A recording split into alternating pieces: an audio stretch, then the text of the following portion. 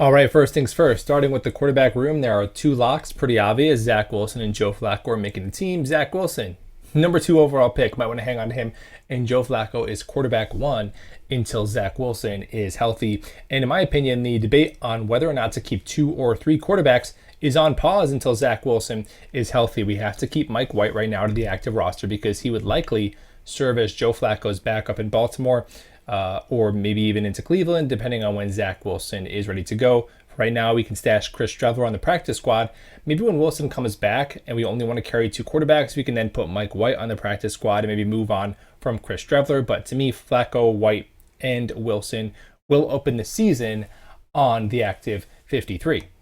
Moving on to the offensive line, the locks are the starters plus a couple of premier backups being George Fant, AVT, Laken Tomlinson, Connor McGovern, Dwayne Brown, starting 5, all locks. I would consider Nate Herbig a lock, our best interior backup, and we're paying him a decent salary on a 1-year deal. Max Mitchell, 4th round pick, we're obviously going to hang on to him. Then I think we're going to keep 2 more guys. I want to keep Dan Feeney, who is another backup interior, can play both guard spots and center. And then Chuma Adogo will probably be the 4th tackle that I keep. Grant Hermans, the guy that's been fighting everybody at training camp, I'm going to stick him on the practice squad, undrafted free agent. And the notable cut here is going to be Connor McDermott, who just doesn't have what it takes to be an NFL tackle, in my opinion. Moving on to the wide receiver room, there are 4 locks: Elijah Moore, Corey Davis, Garrett Wilson, and Braxton Berrios. Last year, we kept 6 wide receivers, often only 5 active on game day. So if you think about game day, who's going to be the 5th active guy most times? It's probably going to be Jeff Smith because he's our gunner. And I'm not thrilled about anything Jeff Smith gives me as a wide receiver. Honestly, I hope to never see him lined up trying to catch balls. But he is one of the best 2 or 3 special teams players on the roster, so he probably makes it.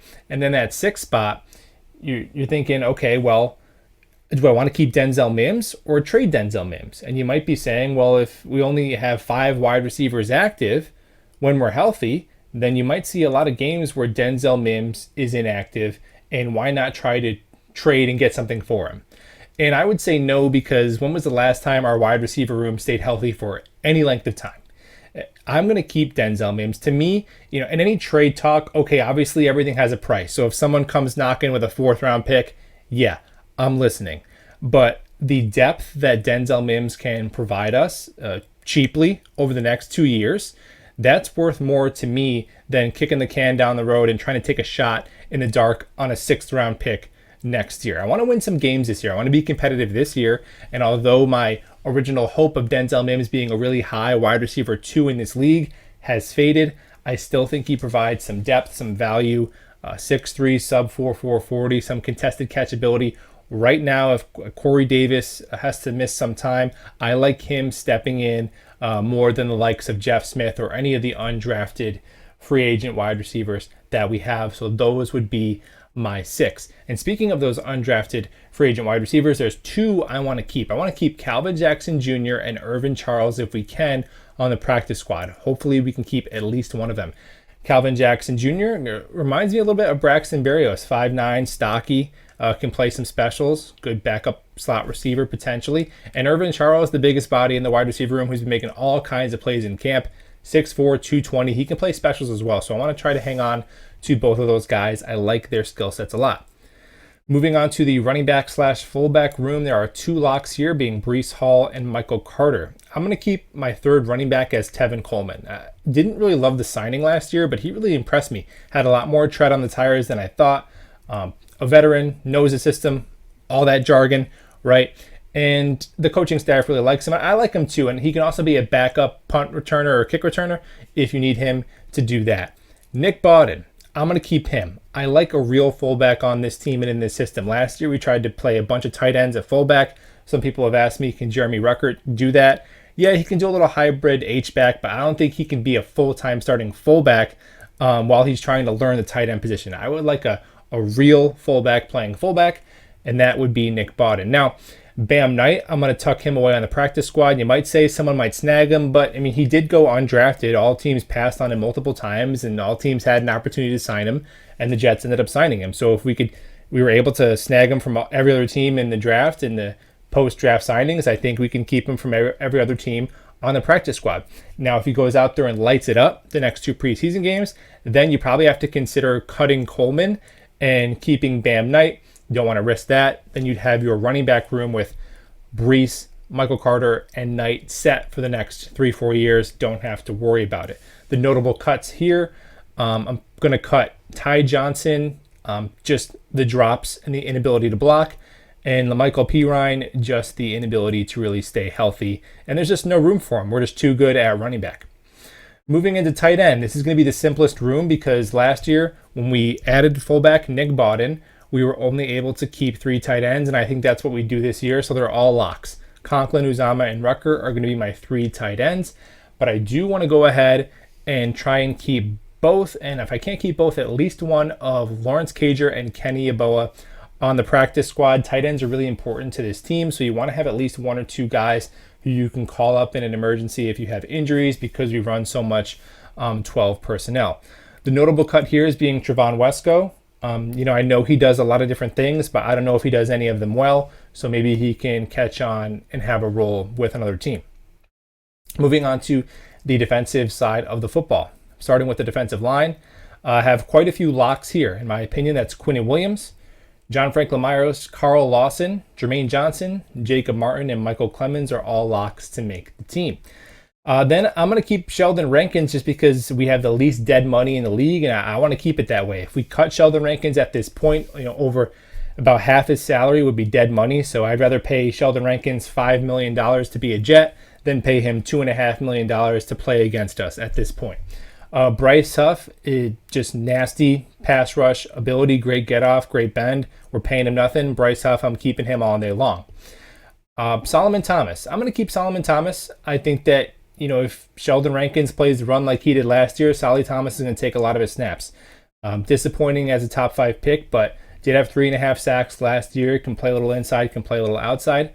And then Tanzel Smart, who has really impressed in camp and preseason the last 2 years. I'm going to keep him on the active roster, and I'm going to have him replace Nathan Shepard. And Jonathan Marshall, he's a guy I want to try to go ahead and keep on the practice squad. The cuts here are going to be, we mentioned Nathan Shepard last year, 7 penalties, no sacks. I'm kind of over it. And then Vinny Curry, who, he just hasn't been able to practice and stay healthy, and I just don't know how you could justify keeping Vinny Curry, over one of these young guys like a Bryce Huff. So Vinny Curry, it might be heading towards the end of the road for him. He'd have immediate opportunities if he wants to get into coaching. He's a great guy. I just don't see the fit for him on this rebuilding team just yet. Then, along with Marshall, I want to try and keep Bradley Anae, defensive end, on the practice squad as well. And Jabari Zuniga, to me, is a little too good to cut here. So here's going to be my first trade. I think we could fetch a late round pick for Jabari Zuniga. I'm not shopping any players that might play a role for us, but if there's guys who are going to cut who could fetch trade value, I think Jabari Zuniga is one of those guys. I'm not going to pretend to know the exact market on him, but even if we can get a Chris Herndon or Blake Cashman style return for Zuniga, it's better than just cutting him. He's popped a little bit in camp in the last preseason games after being injury plagued his first 2 years. Moving into the linebacker room, it's pretty simple, kind of like tight end. I think we have a good idea how it's going to shake out.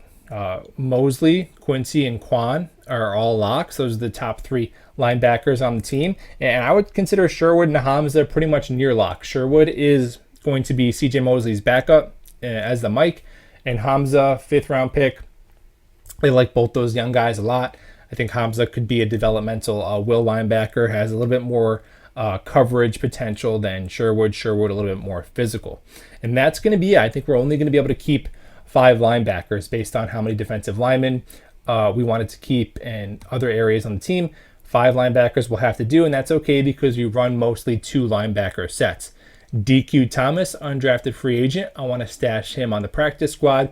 And then the notable cuts here being Delshawn Phillips and Marcel Harris. Moving on to the cornerback room. There are 4 locks here: Sauce, Reed, Michael Carter, and Bryce Hall. My number 5 corner is going to be Brandon Echols. I think he's pretty clear in a way the 5th best corner on the team. He's got a little bit of draft pedigree to help him out as well. Was tied for the team lead in 2 interceptions last year. He picked off Brady. He had the pick 6 against Tua. He's got to improve his tackling skills, but if it's a man-to-man situation, I like Brandon Echols a lot better than guys like Isaiah Dunn or Rashad Wildgoose. And then the 6th corner spot is Justin Hardy, who might be a lock himself, kind of like Jeff Smith, one of the top 1 or 2 special teamers on the team. Brant Boyer, the special teams coordinator, calling him a Pro Bowl, one of the best special teamers he's ever coached. So Hardy probably makes it as well. And we talked about Dunn and Wildgoose. I want to try and keep both them on the practice squad.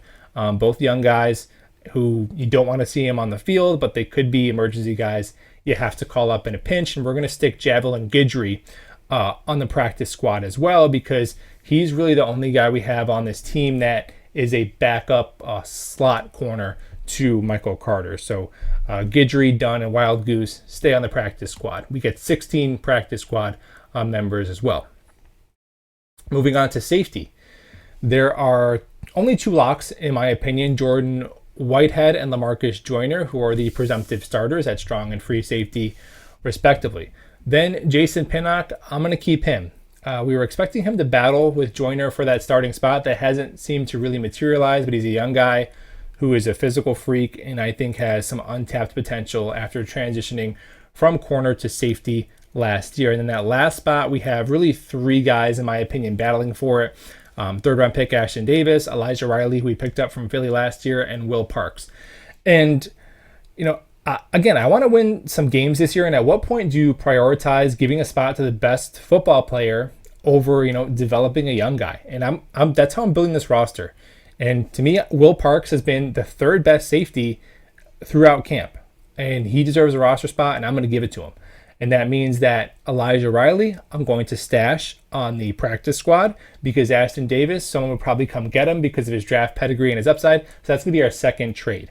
Again, we're not talking, getting a 2nd or a 3rd round pick for anybody, but similar to Jabari Zuniga, can we get a Herndon or a Cashman package? Did someone give us a 6th round pick for Ashton Davis? Ashton Davis, loved the pick, and I know we don't want to quote unquote give up on a draft pick before 3 years, but I'm not giving up on him. I just like Will Parks better. And, at what point do you put the team over individual players? And that's what I'm doing in the safety room. Ashton Davis, over the last 2 years, hasn't shown me the ability to take proper angles, to tackle, to cover, to play with a decent football IQ, or to give me anything on special teams, or to stay healthy. So I just can't justify giving him a roster spot, although that breaks my heart because I absolutely love the draft pick. And he's a good young man. Hopefully he gets a fresh start somewhere else. On to special teams, Thomas Hennessy, safest spot on the roster. He is definitely a lock as the long snapper, along with Braden Mann. And then we do have a battle for the kicking spot between Greg Zerloin and Eddie P. Greg Zerloin has the better overall resume and the stronger leg, but Greg Zerloin also led the league last year in extra points missed with 6. And Eddie P in his career has a better, field goal percentage. And Eddie P, even though he doesn't have the strongest leg, has 100%, 3 for 3 in his career in field goals over 50 yards. So over the course of his 17-game season, I know it's nice to have that guy who can bang one from 60, but I'm rolling with the accuracy of Steady Eddie, and he makes it over Greg Zerloin. If we could stash the other one on the practice squad, that'd be nice, but probably not. And either way, we have the best kicking situation we've had in a few years. So that wraps up my 53-man roster. Subscribe if you're new, and we'll talk ball soon.